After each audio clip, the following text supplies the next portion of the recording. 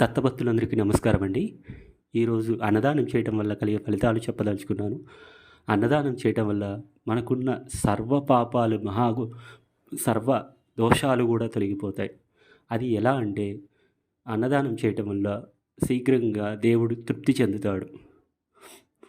మన చుట్టుపక్కల ఉన్న పేదలకు మనకి చేతనైనంత ఎక్కువ డబ్బులు ఖర్చు పెట్టి అన్నదానం చేయమని నేను చెప్పడం లేదు.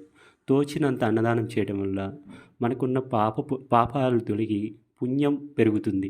పుణ్యం పెరగటం వల్ల ఏమవుతుందంటే మనకున్న కష్టాలు తొందరగా తొలగిపోతాయి. దేవుడి కృప తొందరగా లభిస్తుంది. మనకున్న నవగ్రహ దోషాలు కూడా తొలగిపోతాయి.